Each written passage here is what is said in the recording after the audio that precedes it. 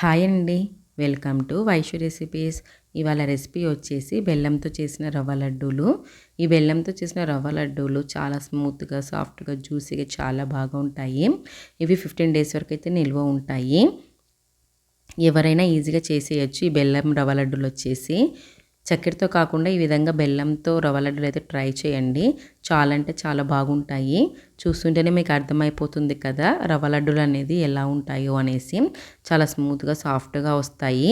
పదండి లేట్ చేయకుండా ప్రాసెస్‌లోకి అయితే వెళ్ళిపోదాము. స్టవ్ వెలిగించి కడాయి పెట్టేసి 3 టేబుల్ స్పూన్స్ నెయ్యి వేసుకొని కట్ చేసుకున్న బాదం పప్పు, జీడిపప్పు వేసుకొని కొద్దిగా ఫ్రై చేసుకోవాలి. ఇలా బాదం పప్పు, జీడిపప్పు కొద్దిగా ఫ్రై చేసుకున్న తర్వాత కొన్ని కిస్మిస్లు కూడా వేసుకోవాలి. కిస్మిస్లు కూడా ఫ్రై అయిన తర్వాత ఒక ప్లేట్లోకి తీసుకొని పక్కన ఉంచుకోవాలి. అదే ప్యాన్లోకి 1 కప్పు బొంబాయి రవ్వ అయితే వేసుకోవాలి. అదేనండి ఉప్మా రవ్వ, సూజీ రవ్వ అంటారు కదా. వేసుకున్న తర్వాత సిమ్లోనే మంచిగా ఫ్రై చేసుకోవాలి. ఇలా రవ్వ వేగేదాన్ని బట్టే రవ్వ లడ్డూలు టేస్ట్ అనేది తెలుస్తుంది. సిమ్లోనే రవ్వ వచ్చేసి 15 నుంచి 20 నిమిషాల వరకు మంచిగా ఫ్రై చేసుకోవాలి. ఒక మంచి అరోమా అనేది వస్తుంది. అలాగే రవ్వ అనేది కలర్ కూడా చేంజ్ అయిపోతుంది. అలా అయినప్పుడు రవ్వ అనేది ఫ్రై అయిపోతుంది అనమాట. తర్వాత 3/4 కప్పు కొబ్బరి పొడి కూడా వేసేసుకొని ఒక 2 నిమిషాలు ఫ్రై చేసుకున్న తర్వాత స్టవ్ అయితే ఆపేసేయాలి. ఇలా మంచిగా మిక్స్ అయితే చేసేసుకోవాలి. ఇప్పుడు ఈ రవ్వని ఇంకొక బౌల్లోకి అయితే వేసుకోవాలి. అలాగే కడాయిలో ఉంచితే రవ్వ అనేది కింద మాడుతుంది కాబట్టి ఒక బౌల్లోకి అయితే వేసేసుకొని పక్కన ఉంచుకోవాలి.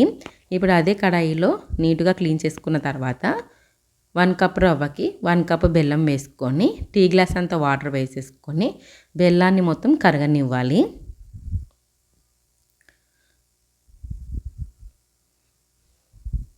ఇలా బెల్లం అంతా కరిగిన తర్వాత ఇంకొక కడాయి తీసేసుకొని టీ స్ట్రైనర్తో అయితే వడగట్టుకోవాలి. ఎందుకంటే బెల్లంలో నలకలు, ఇసుక ఏమన్నా ఉన్నాయా పోతాయండి. కాబట్టి టీ స్ట్రైనర్ తోటి వడగట్టేసుకోవాలి. ఇలా వడగట్టేసుకున్న తర్వాత ఈ బెల్లం పాకం కొద్దిగా మరుగుతున్నప్పుడు లైట్గా తీగ పాకం వస్తే సరిపోతుందండి. చూపిస్తాను చూడండి. లైట్గా తీగ పాకం అనేది రావాలి. ఇప్పుడు ఫ్రై చేసుకున్న రవ్వ ఉంది కదా ముందుగా, అదైతే బెల్లం పాకంలో వేసేసుకొని స్టవ్ అయితే ఆపేసేయాలి. వేసుకొని బాగా మిక్స్ చేసుకున్న తర్వాత టీ గ్లాస్ అంతా పాలు కూడా వేసుకొని బాగా మిక్స్ చేసుకోవాలి.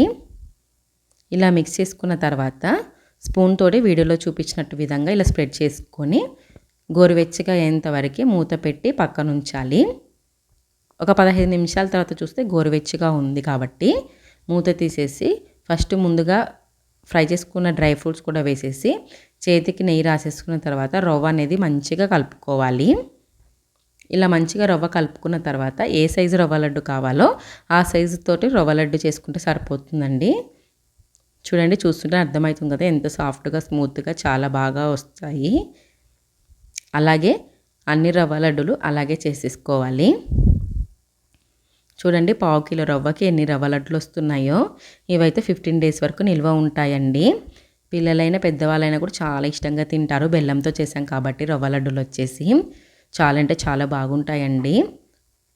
మీరు కూడా ఒకసారి మీ ఇంట్లో బెల్లంతో చేసిన రవ్వ లడ్డులు అయితే ట్రై చేసి ఎలా వచ్చాయో కనుక కమెంట్లో అయితే చెప్పండి. మీకు ఈ వీడియో నచ్చింది అనుకుంటున్నాను. నచ్చితే కనుక ప్లీజ్ లైక్ చేసి సబ్స్క్రైబ్ చేసుకోండి. Thanks for watching. బాయ్.